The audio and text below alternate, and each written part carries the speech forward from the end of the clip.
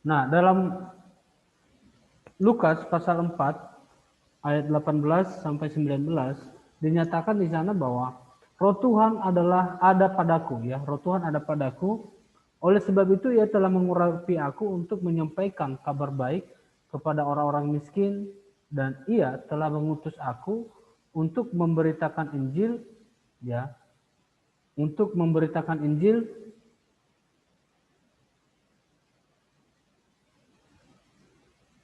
untuk memberitakan pembebasan kepada orang-orang tawanan dan penglihatan bagi orang-orang buta, untuk membebaskan orang-orang yang tertindas, untuk memberikan tahun rahmat Tuhan telah datang, ya. Jadi semuanya ini dinyatakan Tuhan, ya. Roh Tuhan ada padaku, oleh sebab itu ia telah mengurapi aku untuk menyampaikan kabar baik. Artinya bahwa Tuhan memberikan rohnya kepada kita untuk memberitakan kabar baik kepada semua orang. Nah, ketika Yohanes juga menyuruh murid-muridnya, ya, kita melihat, ya, bahwa dia bertanya, dia menyuruh muridnya bertanya, siapakah Yesus? Ya. Lalu Yesus menjawab, para murid Yohanes itu mengatakan, pergilah dan katakan kepada Yohanes Pembaptis, apa yang kamu dengar dan kamu lihat. Orang buta melihat, orang lumpuh berjalan, orang kusta menjadi tahir, orang tuli mendengar, orang mati dibangkitkan, dan kepada orang miskin diberitakan kabar baik. Jadi kepada orang-orang miskin kabar baik itu diberitakan. Itulah alasan kenapa harus memperjuangkan keadilan, ya. Yang kedua adalah meneladani keberanian Esther di dalam perjanjian lama. Dia adalah seorang perempuan yang berani memperjuangkan keadilan dan keselamatan bagi bangsanya. Dia adalah tokoh perempuan yang menjadi teladan untuk kepentingan yang mulia, yaitu mencegah perlakuan ketidakadilan yang dialami oleh bangsanya. Pasti kita pernah mendengar kisah atau cerita atau sejarah tentang Esther ini, ya. Nah, persoalan yang terjadi pada zaman Esther, ya, kita melihat relevan dengan konteks Indonesia masa kini.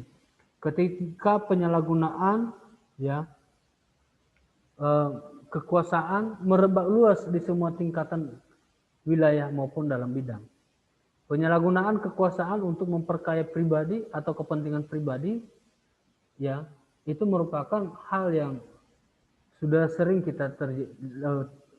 kita lihat, ya, mulai dari tingkat desa, kecamatan, kabupaten sampai ke pusat pun, ya, terjadi hal demikian. Itulah yang menjadi faktor masyarakat menjadi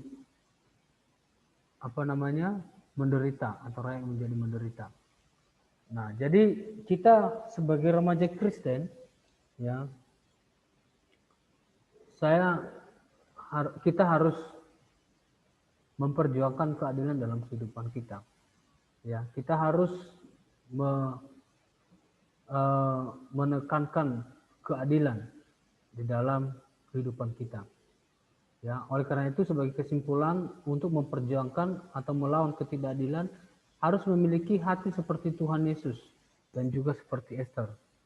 Hal itu tidak mudah memang, karena harus diperlukan tenaga, pikiran, dan sarana, atau dengan kata lain perlu adanya kesediaan untuk memberikan atau mengorbankan dana atau daya. Lalu usaha untuk mengurangi dan meniadakan penderitaan berarti juga usaha untuk mengubah sistem dan struktur yang ada. Oleh karena itu, remaja Kristen persiapkan diri untuk menjadi pemimpin-pemimpin Kristen yang berguna pada masa depan bagi masyarakat.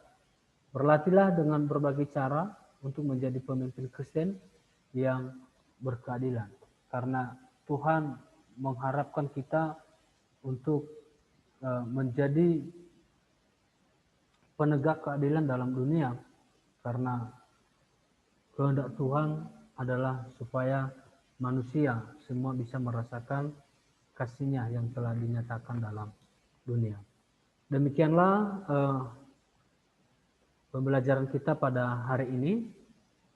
Dan sebelum kita berdoa, sekedar informasi bahwa Jika teman-teman remaja mau beribadah tatap muka, Gereja Reform Exodus sudah membuka gereja atau sudah melaksanakan ibadah secara konvensional atau tatap muka, tapi dilaksanakannya di Kepri Mall, ya, jam 10. Jika teman-teman mau beribadah di sana, silakan di Kepri Mall, ya. Demikian saja, mari kita berdoa. Bapa di sorga, terima kasih untuk pembelajaran hari ini. Tolong kami untuk memahami apa yang Tuhan inginkan dalam hidup kami, supaya kami bisa menegakkan keadilan dalam dunia ini. Terima kasih Bapak, kami menyerahkan waktu kami seterusnya ke dalam tangan-Mu, kiranya Engkau sertai dan pimpin kami. Dalam nama Tuhan Yesus kami berdoa, haleluya, amin. Nah, jika ada pertanyaan atau